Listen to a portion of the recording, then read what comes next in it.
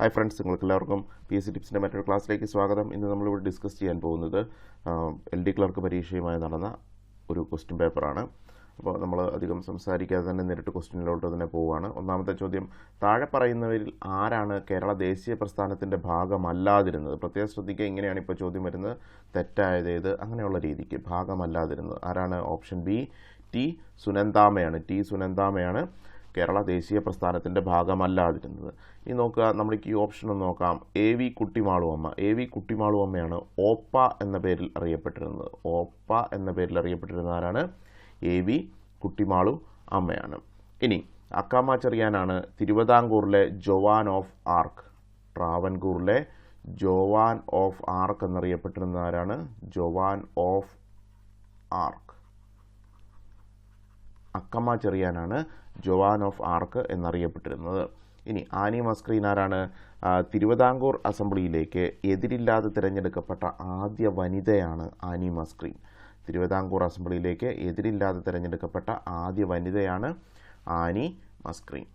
അടുത്ത ചോദ്യം, വന്ദേ മാതരം ഏത് വിഭാഗത്തിൽ ഉൾപ്പെടുന്നു? വന്ദേ മാതരം എന്ന് പറയുന്നത് ഒരു ഉറുദു പത്രമാണ്. ഓപ്ഷൻ എ ഉറുദു പത്രമാണ് വന്ദേ മാതരം. ലാല ലജ്പത് റായ് ആണ് ഇതിൻ്റെ ലാല ലജ്പത് റായ്. ഈ പത്രത്തിൻ്റെ പ്രസാധകനാരാണ്? ലാല ലജ്പത് റായ് ആണ്. അത് ഓർത്ത് വെക്കുക, കാരണം ഇത് നമ്മുടെ 10ാം ക്ലാസ്സിലെ ടെക്സ്റ്റ് ബുക്കിൽ ഉള്ള ഒരു ഭാഗമാണ്. ലാല ലജ്പത് റായ് ആണ് വന്ദേ മാതരം എന്ന പത്രത്തിൻ്റെ സ്ഥാപകൻ. ഇനി അതേപോലെ മറ്റൊരു കാര്യം ഓർത്ത് വെക്കുക, ഇംഗ്ലീഷ് ഭാഷയിൽ ഇറങ്ങിയ ഒരു പത്രമാണ് മറാത്ത. മറാത്ത എന്ന് പറയുന്നത് ഇംഗ്ലീഷ് ഭാഷയിൽ ഇറങ്ങിയ പത്രമാണ്. ഇത് PSC ചോദിക്കാറുണ്ട്. ആരാണ് ഇതിൻ്റെ ഉപജ്ഞാതാവ്?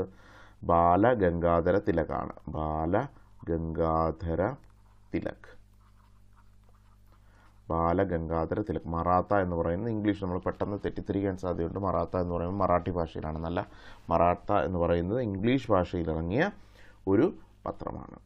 അടുത്ത ചോദ്യം, ഇത് കഴിഞ്ഞ PSC പരീക്ഷയ്ക്കും ചോദിച്ച ഒരു ചോദ്യമാണിത്. കഴിഞ്ഞ LD പരീക്ഷയ്ക്ക്. മനുഷ്യന് ചില മൗലിക അവകാശങ്ങളുണ്ട്, അതിനെ ഹനിക്കാൻ ഒരു ഗവൺമെൻറ്റിനും അവകാശമില്ല എന്ന് പറഞ്ഞത് ആരാണ്? ഓപ്ഷൻ എ ജോൺ ലോക്ക് ആണ്. മനുഷ്യന് ചില മൗലിക അവകാശങ്ങളുണ്ട്, അതിനെ ഹനിക്കാൻ ഒരു ഗവൺമെൻറ്റിനും അവകാശമില്ല എന്ന് പറഞ്ഞത് ആരാണ്? ജോൺ ലോക്ക് ആണ്. ഇനി തോമസ് പെയിൻ്റെ ഒരു സ്റ്റേറ്റ്മെൻറ്റ് ഉണ്ടായിരുന്നു. അത് കഴിഞ്ഞ LDCക്ക് ചോദിച്ചാണ്. അത് ഏതെന്ന് ഓർത്ത് വെക്കുക. ഏതെങ്കിലും ഒരു വിദേശ ശക്തിക്ക് ഈ വൻകര ദീർഘകാലം കീഴടങ്ങിയിരിക്കണമെന്നത് യുക്തിക്ക് നിരക്കാത്തതാണ്. ഏതെങ്കിലും ഒരു വിദേശ ശക്തിക്ക് ഈ വൻകര, അതായത് അമേരിക്കയെക്കുറിച്ചാണ് പറയുന്നത്. ഈ വൻകര എന്ന് ഉദ്ദേശിക്കുന്നത് അമേരിക്കയാണ്. ഏതെങ്കിലും ഒരു വിദേശ ശക്തിക്ക് ഈ വൻകര ദീർഘകാലം കീഴടങ്ങിയിരിക്കണമെന്നത് യുക്തിക്ക് നിരക്കുന്നതല്ല എന്ന് പറഞ്ഞതാരാണ്? തോമസ് പെയിനാണ്. അടുത്തത്, ജോർജ് വാഷിങ്ടൺ ആണ് അമേരിക്കൻ ഐക്യനാടുകളുടെ ആദ്യ പ്രസിഡൻ്റാണ്. George Washington. അമേരിക്കൻ ഐക്യനാടുകളുടെ ആദ്യ പ്രസിഡൻ്റ് ആര് എന്ന് ചോദിച്ചാൽ അത് ജോർജ് വാഷിങ്ടൺ ആണ്. അടുത്ത ചോദ്യം, സൺ യാത് സെന്നിൻ്റെ തത്വങ്ങൾ ഏവ? സൺ യാത് സെന്നിൻ്റെ തത്വങ്ങൾ ഏവയാണ്? ഓപ്ഷൻ സി ആണ്. അതായത് ദേശീയതയുണ്ട്, അതേപോലെ ജനാധിപത്യമുണ്ട്, അതേപോലെ സോഷ്യലിസമുണ്ട്. ദേശീയത, ജനാധിപത്യം, സോഷ്യലിസം എന്നിവയാണ് സൺ യാത് സെന്നിൻ്റെ തത്വങ്ങൾ. ഇത് ടെക്സ്റ്റ് ബുക്കിലുള്ളതാണ്, അതുകൊണ്ട് തന്നെ പഠിച്ചു വെക്കുക. ദേശീയത, ജനാധിപത്യം, സോഷ്യലിസം എന്നിവയാണ് സൺ യാത് സെന്നിൻ്റെ തത്വങ്ങൾ എന്ന് പറയുന്നത്. ഇനി മറ്റൊരു പ്രധാനപ്പെട്ട കാര്യം, ഈ സൺ യാത് സെന്നിൻ്റെ പാർട്ടി എന്ന് പറയുന്നത് കുമിങ്താങ് പാർട്ടിയാണ്. ഇതൊക്കെ ചോദിക്കാൻ സാധ്യതയുണ്ട്, അതുകൊണ്ടാണ് ഈ പറയുന്നത്. കുമിങ്താങ് പാർട്ടിയാണ് സൺ യാത് സെന്നിൻ്റെ പാർട്ടി എന്ന് പറയുന്നത്. ഇനി സൈനിക ഏകാധിപത്യം നടത്തിയിരുന്ന ഒരു ഭരണാധികാരി ഉണ്ടായിരുന്നു. അദ്ദേഹത്തിൻ്റെ പേരാണ് ചിയാങ് കൈഷക്.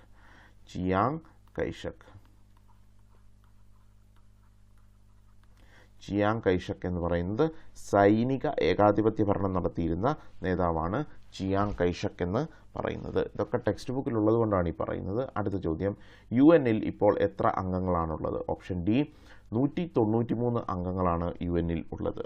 UN എന്നാണ് രൂപീകൃതമായതെന്ന് നിങ്ങൾക്ക് എല്ലാവർക്കും അറിയാം. 1945 ഒക്ടോബർ 24-നാണ് UN സ്ഥാപിതമായത്. 1945 ഒക്ടോബർ 24-നാണ് UN രൂപീകൃതമായത്.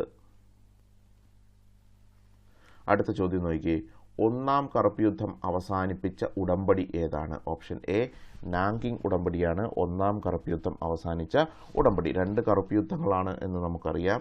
ഒന്നാമത്തെ കറുപ്പ് യുദ്ധം എന്ന് പറയുന്നത് 1839 മുതൽ 42 വരെയും രണ്ടാമത്തേത് 1856 മുതൽ 1860 വരെയുമാണ്. 1856 മുതൽ 1860 വരെയുമാണ്. അടുത്ത ചോദ്യം, ഹോഴ്സ് ലാറ്റിറ്റ്യൂഡ് ഇങ്ങനെയും അറിയപ്പെടുന്നു. ഓപ്ഷൻ എ ഉപോഷ്ണ ഉച്ചമർദ്ദ മേഖല എന്ന് പറയുന്നതാണ് ഹോഴ്സ് ലാറ്റിറ്റ്യൂഡ്. ഉപോഷ്ണ ഉച്ചമർദ്ദ മേഖല എന്നറിയപ്പെടുന്നതാണ് ഹോഴ്സ് ലാറ്റിറ്റ്യൂഡ്. അടുത്ത ചോദ്യം, സൂര്യന് ചുറ്റുമുള്ള ഭൂമിയുടെ ഭ്രമണത്തിൽ സംഭവിക്കുന്ന പെരിഹീലിയൻ എന്നതുകൊണ്ട് മനസ്സിലാക്കുന്നത് എന്താണ്? പെരിഹീലിയൻ എന്ന് പറഞ്ഞു കഴിഞ്ഞാൽ സൂര്യനും ഭൂമിയും അടുത്തായി വരുന്നതിനെ, അതൊരു ഓപ്ഷൻ എ ആണ്, സൂര്യനും ഭൂമിയും അടുത്തായി വരുന്നതിനെയാണ് പെരിഹീലിയൻ എന്ന് പറയുന്നത്. അങ്ങനെയാണെങ്കിൽ സൂര്യനും ഭൂമിയും അകലെയായി വരുന്നതിനെ എന്താണ് പറയുന്നത്? അപ്ഹീലിയൻ എന്നാണ് പറയുന്നത്. ഹീലിയൻ എന്നാണ് പറയുന്നത്. സൂര്യനും ഭൂമിയും അടുത്തു വരുന്നതിനെ പെരിഹീലിയൻ എന്നും സൂര്യനും ഭൂമിയും അകലെയായി വരുന്നതിനെ എന്താണ് പറയുന്നത്? അപ്ഹീലിയൻ എന്നുമാണ് പറയുന്നത്.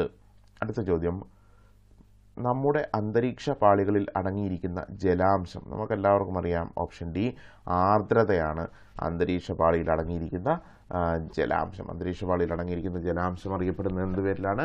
ആർദ്രത എന്ന പേരിലാണ്. അടുത്ത ചോദ്യം നോക്കിയേ, റിമോട്ട് സെൻസിങ് സാങ്കേതിക ഇത്രയൊന്നും ചോദിക്കേണ്ട കാര്യമില്ല. ഇന്ത്യയുടെ നാഷണൽ റിമോട്ട് സെൻസിങ് സെൻറ്ററിൻ്റെ ആസ്ഥാനം എവിടെയാണ് എന്ന് ചോദിച്ചാൽ മതി. അപ്പോൾ ഇന്ത്യയുടെ നാഷണൽ റിമോട്ട് സെൻറ്ററിൻ്റെ ആസ്ഥാനം എന്ന് പറയുന്ന ഓപ്ഷൻ സി ഹൈദരാബാദിലാണ്. ഇവിടെ തെറ്റാനുള്ള ഒരു സാധ്യതയുണ്ട്. എന്താണ്? ഇവിടെ ഡെറാഡൂൺ എന്ന് പറയുന്ന ഒരു ഓപ്ഷൻ കിടപ്പുണ്ട്. എന്താണ് ഡെറാഡൂൺ? ഡെറാഡൂൺ എന്ന് പറയുന്നത് ഇന്ത്യൻ ഇൻസ്റ്റിറ്റ്യൂട്ട് ഓഫ് റിമോട്ട് സെൻസറിങ്ങിൻ്റെ ആസ്ഥാനമാണ് ഡെറാഡൂൺ. ഇന്ത്യൻ ഇൻസ്റ്റിറ്റ്യൂട്ട്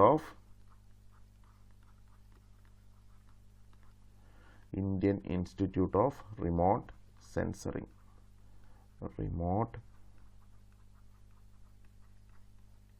സെൻസറിങ് ആണ് ഡെറാഡൂണിനുള്ളത്. രണ്ടും മാറിപ്പോയത്. നാഷണൽ റിമോട്ട് സെൻറ്ററിൻ്റെ ആസ്ഥാനമാണ് ഹൈദരാബാദ് എന്ന് പറയുന്നത്. ഇന്ത്യൻ ഇൻസ്റ്റിറ്റ്യൂട്ട് ഓഫ് റിമോട്ട് സെൻസറിങ്ങിൻ്റെ ആസ്ഥാനം എവിടെയാണ്? ഡെറാഡൂണിലാണ്. അടുത്ത ചോദ്യം, ഉൾനാടൻ ജലപാതകൾ രാജ്യത്തിൻ്റെ സാമ്പത്തിക വളർച്ചയെ ത്വരിതപ്പെടുത്തുന്നു. ദേശീയ ജലപാത 4 ഇവയിൽ ഏതൊക്കെ സ്ഥലങ്ങളെയാണ് ബന്ധപ്പെടുത്തുന്നത്? Option B Kakinada Puducherry. കാക്കിനന്ദ എന്നാണ്, പക്ഷേ കാക്കിനഡ പുതുച്ചേരി എന്നാണ് പഠിച്ചിരിക്കുന്നത്. കാക്കിനഡ പുതുച്ചേരി എന്നീ സ്ഥലങ്ങളെ തമ്മിലാണ് ബന്ധപ്പെടുത്തുന്നത്. നോക്കി ഒന്നാമത്തെ ഓപ്ഷൻ നോക്കി, ഹാൽഡിയ അലഹബാദ്. ഇതേതാണ്? ദേശീയ ജലപാത 1 കാക്കിനഡ ഹാൽഡിയ അലഹബാദ്. ഈ ദേശീയ ജലപാത 2 ഏതൊക്കെയാണ് ബന്ധിപ്പിക്കുന്നത്? സാദിയയും ധൂബ്രിയാണ്. സാദിയ, ധൂബ്രി എന്നീ സ്ഥലങ്ങളെ തമ്മിൽ ബന്ധിപ്പിക്കുന്നതാണ് ദേശീയ ജലപാത 2. കൊല്ലം കോട്ടപ്പുറം ആണ് ദേശീയ ജലപാത 3. ഇനി നമ്മൾ 4 പറഞ്ഞു കഴിഞ്ഞു. ഇനി ബ്രാഹ്മിണി മഹാനദി ഡെൽറ്റയാണ് ദേശീയ ജലപാത 5. അല്ലെങ്കിൽ താൽച്ചൽ ദാപ്ര എന്ന് പറയും. താൽച്ചൽ ദാപ്ര എന്നിങ്ങനെ പറയാറുണ്ട്. അടുത്ത ചോദ്യം, പരിക്രമണ തലത്തിൽ നിന്നും ഭൂമിയുടെ അക്ഷാംശ കോണീയ അളവാണ്. പരിക്രമണ തലത്തിൽ നിന്നും ഭൂമിയുടെ അക്ഷാംശ കോണീയ അളവ് എത്രയാണ്? ഓപ്ഷൻ ഡി 66 ഡിഗ്രിയാണ്. 66 ഡിഗ്രിയാണ്. അടുത്ത ചോദ്യം, ദേശീയ സാമ്പിൾ സർവേ ഓഫീസ് NSSO നടത്തുന്ന സർവേയുടെ ഭാഗമല്ലാത്തത് ഏതാണ്? ഓപ്ഷൻ സി ദേശീയ കുടുംബാരോഗ്യ സർവേയാണ്. ദേശീയ കുടുംബാരോഗ്യ സർവേയാണ് ദേശീയ സാമ്പിൾ സർവേയുടെ ഭാഗം അല്ലാത്തത്. അടുത്തത്, ഉദാരവൽക്കരണ നയത്തിന് കീഴിൽ സർക്കാർ ആരംഭിച്ച സാമ്പത്തിക പരിഷ്കാരങ്ങൾ എന്തൊക്കെയാണ്? ഓപ്ഷൻ ബി വ്യവസായ ധനകാര്യ മേഖലയിലെ പരിഷ്കാരങ്ങളാണ്. ഉദാരവൽക്കരണ നയത്തിന് കീഴിൽ സർക്കാർ ആരംഭിച്ച സാമ്പത്തിക പരിഷ്കാരങ്ങൾ ഏതിൻ്റെയൊക്കെ കീഴിലാണ്? വ്യാവസായിക ധനകാര്യ മേഖലയിലെ പരിഷ്കാരങ്ങളാണ്. ഇതെല്ലാം ടെക്സ്റ്റ് ബുക്കിൽ നിന്നുള്ള ചോദ്യമാണ് എന്നുകൂടി ഒന്ന് ഓർത്തു വെക്കുക. അടുത്ത ചോദ്യം, ഇന്ത്യയിൽ ഹരിത വിപ്ലവം ആരംഭിച്ചത് ഏത് പഞ്ചവത്സര പദ്ധതി കാലത്താണ്? ഓപ്ഷൻ സി 3-ാം പഞ്ചവത്സര പദ്ധതി കാലത്താണ് ഇന്ത്യയിലെ ഹരിത വിപ്ലവം ആരംഭിച്ചത്. ഹരിത വിപ്ലവത്തിൻ്റെ പിതാവാര് എന്നുള്ളത് ഒരു പ്രധാന ചോദ്യമാണ്. അതാരാണ്? MS സ്വാമിനാഥൻ. MS സ്വാമിനാഥനാണ് ഹരിത വിപ്ലവത്തിൻ്റെ പിതാവ്. എന്നാണ് 1-ാം പഞ്ചവത്സര പദ്ധതി എന്ന് ഓർത്ത് വെക്കുക. 1951 മുതൽ 56 വരെ. എന്താണ് പേര്? Harold Domar. Harold Domar model എന്നാണ് അറിയപ്പെടുന്നത്. രണ്ടാം പഞ്ചവത്സര പദ്ധതിയോ? രണ്ടാം പഞ്ചവത്സര പദ്ധതി എന്ന് പറയുന്നത് 1956 മുതൽ 61 വരെയാണ്. ഇത് മഹലനോബിസ് മോഡൽ എന്നാണ് അറിയപ്പെടുന്നത്. മഹലനോബിസ് മോഡൽ എന്നാണ് അറിയപ്പെടുന്നത്. നാലാം പഞ്ചവത്സര പദ്ധതിയിലാണ് ബാങ്കുകൾ ദേശസാൽക്കരിച്ചത്. 1969 ജൂലൈ 19 ബാങ്കുകൾ ദേശസാൽക്കരിച്ചത്. ഓർത്ത് വെക്കുക, PSC ചോദിക്കാറുണ്ട് നാലാം പഞ്ചവത്സര പദ്ധതി, അതേപോലെ ബാങ്കുകൾ ദേശസാൽക്കരിച്ചത്. ഇതെല്ലാം പ്രാധാന്യമുള്ള ചോദ്യങ്ങളാണ്. അടുത്തത്, ഇന്ത്യയിൽ ഏറ്റവും കൂടുതൽ ഗോതമ്പ് ഉൽപ്പാദിപ്പിക്കുന്ന സംസ്ഥാനങ്ങളുടെ പട്ടികയിൽ ഇനി പറയുന്ന ശ്രേണികളിൽ ശരിയായത് ഏത് എന്നാണ്. ഇതിലൊരു കൺഫ്യൂഷൻ വരാം. ഇന്ത്യയിൽ ഏറ്റവും കൂടുതൽ ഗോതമ്പ് ഉൽപ്പാദിപ്പിക്കുന്നത് ഏതാണെന്ന് ചോദിച്ചാൽ അത് ഏതാണ്? അത് UP ആണ്. ഇന്ത്യയിൽ ഏറ്റവും കൂടുതൽ ഗോതമ്പ് ഉൽപ്പാദിപ്പിക്കുന്ന സംസ്ഥാനം ഏതെന്ന് ചോദിച്ചാൽ അത് UP ആണ് എന്ന് നമുക്കെല്ലാവർക്കും അറിയാം. എന്നാൽ അവർ ചോദിച്ചിരിക്കുന്ന ഈ തന്നിരിക്കുന്ന ശ്രേണിയിൽ അല്ലെങ്കിൽ ഈ തന്നിരിക്കുന്ന 3 സംസ്ഥാനങ്ങൾ ഏത് രീതിയിലാണ് എന്നുള്ളതാണ് അവർ ചോദിച്ചിരിക്കുന്നത്. അപ്പോൾ അങ്ങനെ വരുമ്പോൾ ഓപ്ഷൻ സി മധ്യപ്രദേശാണ് ഇതിൽ വരുന്നത്. ഓപ്ഷൻ സി മധ്യപ്രദേശ്, പഞ്ചാബ്, ബീഹാർ എന്നിങ്ങനെയാണ്. അതായത് മധ്യപ്രദേശ് എന്ന് പറയുന്നത് ഏകദേശം 20% ഗോതമ്പ് ഉൽപ്പാദിപ്പിക്കുന്നു. പഞ്ചാബ് ഏകദേശം 13% ഗോതമ്പാണ് ഉൽപ്പാദിപ്പിക്കുന്നത്. ബീഹാർ 8% ഗോതമ്പാണ് ഉൽപ്പാദിപ്പിക്കുന്നത്. അതുകൊണ്ട് തന്നെ ഇത് ഈ ഓപ്ഷനിലാണ് വരുന്നത്. ഏറ്റവും കൂടുതൽ ഗോതമ്പ് ഉൽപ്പാദിപ്പിക്കുന്ന സംസ്ഥാനം ഏത് എന്ന് ചോദിച്ചാൽ അത് UP തന്നെയാണ് എന്നുള്ളത് ഓർത്തു വെക്കുക. 2ാം സ്ഥാനം മധ്യപ്രദേശാണ്, 3ാം സ്ഥാനം പഞ്ചാബിനാണ്, 4ാം സ്ഥാനം ഹരിയാനയാണ്, 5ാം സ്ഥാനം രാജസ്ഥാനാണ്, അതിനുശേഷമാണ് ബീഹാർ വരുന്നത്. പക്ഷെ നമുക്ക് തന്നിരിക്കുന്നത് 3 ഓപ്ഷൻ ഉള്ളതുകൊണ്ട് അതിൻ്റെ അടിസ്ഥാനത്തിൽ നമ്മൾ ഇത് അറേഞ്ച് ചെയ്ത് എഴുതേണ്ടതാണ്. അടുത്ത ചോദ്യം നോക്കിയേ. താഴെ പറയുന്നവയിൽ നീതി ആയോഗിൻ്റെ പ്രവർത്തന പരിധിയിൽ വരാത്തത് ഏതാണ്? നീതി ആയോഗിൻ്റെ പ്രവർത്തന പരിധിയിൽ വരാത്തത് ഏതാണ് എന്നുള്ളതാണ് ചോദ്യം. ഓപ്ഷൻ എ ഗ്രാമതലത്തിൽ പദ്ധതികൾ ആവിഷ്കരിക്കുന്നു എന്നുള്ളതാണ്. ഓപ്ഷൻ എ ഗ്രാമതലത്തിൽ പദ്ധതികൾ ആവിഷ്കരിക്കുന്നു എന്നതാണ് പ്രവർത്തന പരിധിയിൽ വരാത്ത കാര്യങ്ങൾ. അടുത്ത ചോദ്യം നോക്കുക. ഏത് ഇന്ത്യൻ പൊതുമേഖലാ ബാങ്കാണ് അടുത്തിടെ മറ്റൊന്നുമായി ലയിപ്പിച്ച് ആസ്തിയുടെ അടിസ്ഥാനത്തിൽ ഇന്ത്യയിലെ 2ാമത്തെ വലിയ ബാങ്കായി മാറിയത്? ഓപ്ഷൻ ഡി ബാങ്ക് ഓഫ് ബറോഡയാണ്. ഈ ബാങ്ക് ഓഫ് ബറോഡയുടെ ആസ്ഥാനം എന്ന് പറയുന്നത് വഡോദരയാണ്. ബാങ്ക് ഓഫ് ബറോഡയുടെ ആസ്ഥാനം എവിടെയാണ്? വഡോദരയാണ്. 1ാം സ്ഥാനം നമുക്ക് എല്ലാവർക്കും അറിയാം ഏതാണ്? സ്റ്റേറ്റ് ബാങ്ക് ഓഫ് ഇന്ത്യയാണ്. ഇനി 2ാം സ്ഥാനം ഏതാണ് നമ്മൾ പറഞ്ഞു കഴിഞ്ഞു. 3ാം സ്ഥാനം ഏതാണ്? പഞ്ചാബ് നാഷണൽ ബാങ്കാണ്.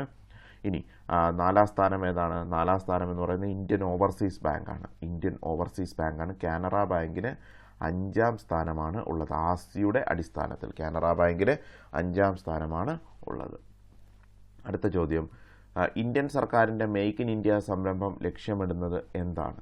നമുക്കെല്ലാവർക്കും അറിയാം. ഓപ്ഷൻ എ ഇന്ത്യൻ നിർമ്മാണ മേഖലയിൽ നേരിട്ടുള്ള വിദേശ നിക്ഷേപം പ്രോത്സാഹിപ്പിക്കുക എന്നുള്ളതാണ്. ഇന്ത്യൻ നിർമ്മാണ മേഖലയിൽ നേരിട്ടുള്ള വിദേശ നിക്ഷേപം പ്രോത്സാഹിപ്പിക്കുക എന്നുള്ളതാണ് മെയ്ക്ക് ഇൻ ഇന്ത്യ പദ്ധതിയുടെ ലക്ഷ്യം. അടുത്ത ചോദ്യം.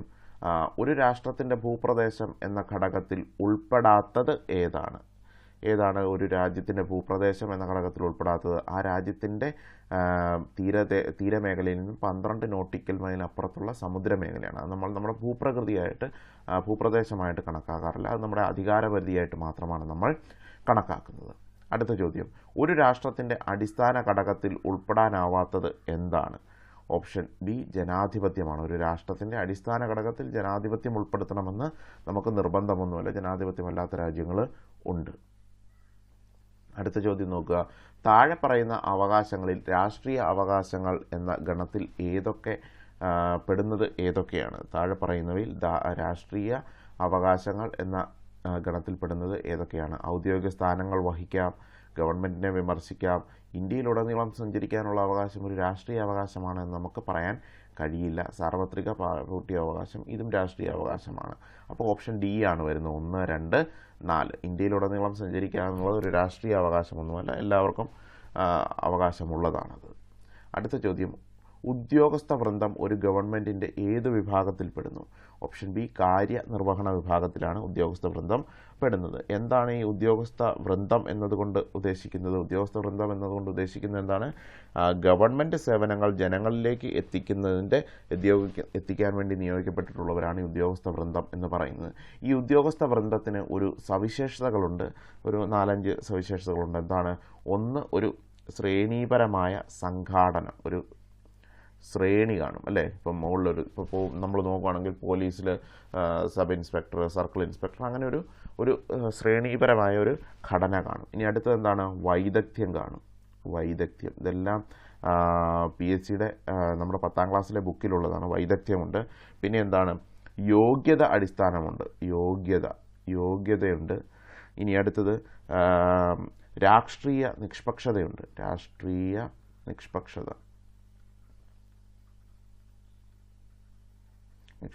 അതുപോലെ സ്ഥിരതയുണ്ട്. ഇത്രയുമാണ്. ശ്രേണീപരമായ സംഘാടനം, അതേപോലെ വൈദഗ്ധ്യം വേണം, യോഗ്യത വേണം, രാഷ്ട്രീയ നിഷ്പക്ഷത വേണം, അതേപോലെ സ്ഥിരത വേണം. ഇത്രയുമാണ് ഉദ്യോഗസ്ഥ വൃന്ദത്തിൻ്റെ ഒരു സവിശേഷതകൾ എന്ന് നമ്മൾ പറയുന്നത്. അടുത്ത ചോദ്യം നോക്കിയേ. താഴെ കൊടുത്തിരിക്കുന്നവയിൽ രാജ്യസഭയുമായി ബന്ധപ്പെട്ട തെറ്റായ പ്രസ്താവനകളാണ് ചോദിച്ചിരിക്കുന്നത്. രാജ്യസഭയുമായി ബന്ധപ്പെട്ട തെറ്റായ പ്രസ്താവനകൾ ഏതൊക്കെയാണ് എന്നാണ് ചോദ്യം. രാജ്യസഭാ സ്പീക്കർ സ്ഥാനം ഉപരാഷ്ട്രപതി വഹിക്കുന്നു. ഇത് ശരിയാണ്. രാജ്യസഭ ഒരു സ്ഥിര സഭയല്ല, തെറ്റാണ്. ഇതൊരു സ്ഥിരം സഭയാണ്.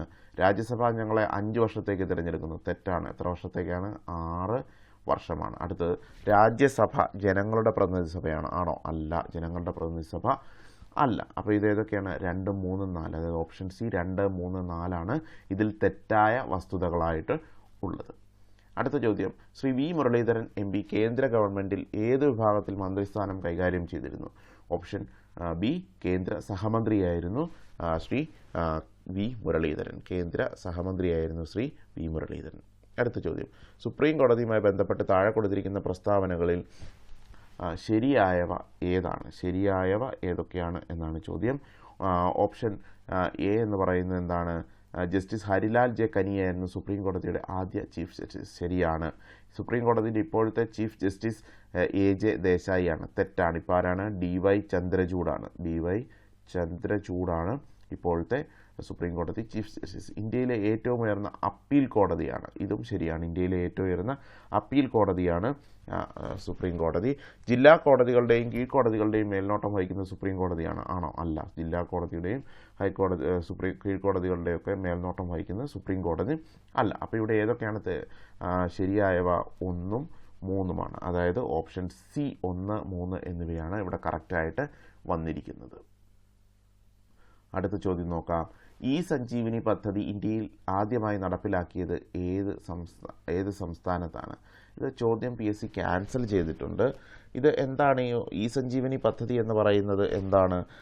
ആരോഗ്യ കുടുംബക്ഷേമ മന്ത്രാലയത്തിൻ്റെ ദേശീയ ടെലികൺസൾട്ടേഷൻ സേവനം ലഭിക്കുന്ന ഒരു പദ്ധതിയാണ് സഞ്ജീവനി എന്ന് പറയുന്നത്.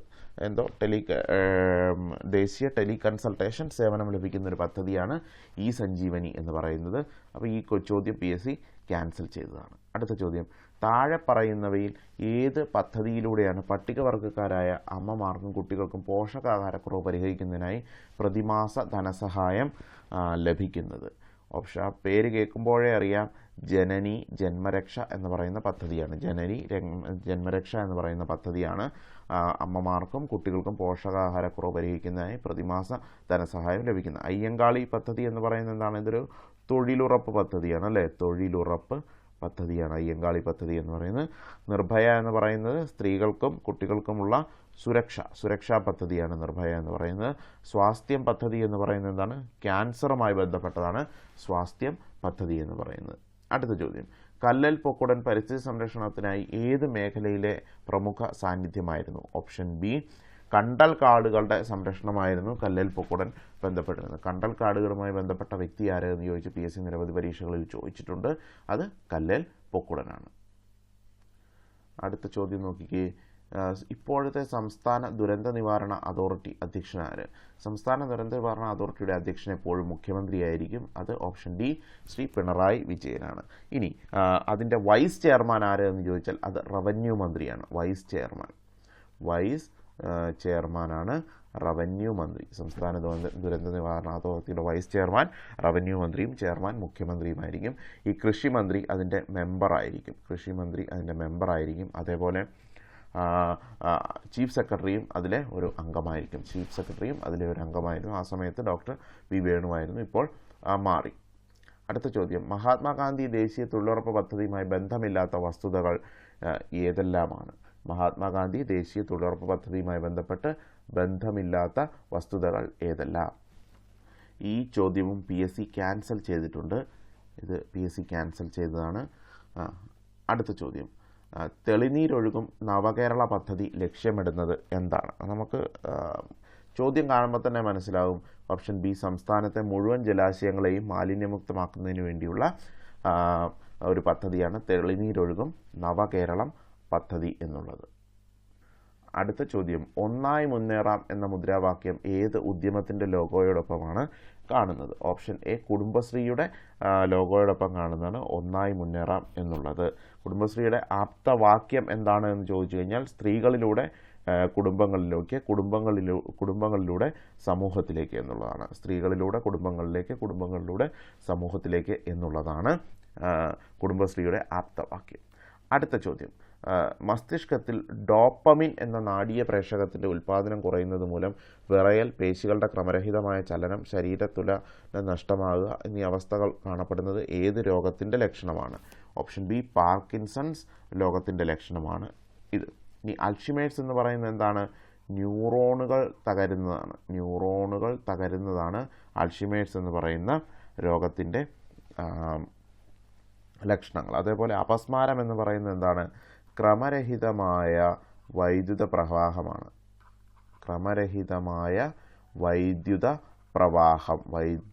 പ്രവാഹമാണ് അപസ്മാരത്തിന് കാരണം. അടുത്ത ചോദ്യം, താഴെ പറയുന്നവയിൽ തൊഴിൽജന്യ രോഗമല്ലാത്തത് എന്താണ്?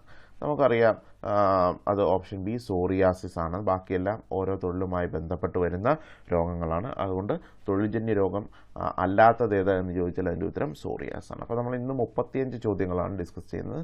അടുത്ത ദിവസം നമുക്ക് ബാക്കിയുള്ള 35 ചോദ്യങ്ങളൂടെ ഡിസ്കസ് ചെയ്യാം. Thank you for watching this channel.